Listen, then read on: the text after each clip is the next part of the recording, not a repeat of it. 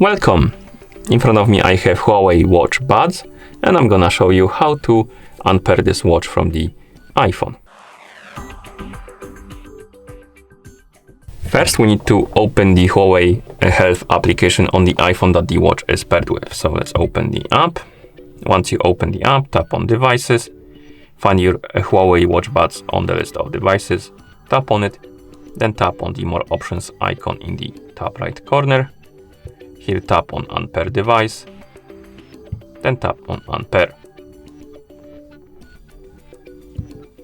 Here check the box, tap on OK, and close the app. Now tap on the settings icon, basically open the settings on your iPhone, then tap on Bluetooth, and here you should see HUAWEI W Buds and HUAWEI Watch Buds devices. Tap on the info icon next to them, tap on Forget Device, and tap on Forget Device, and do the same for the second one, like this.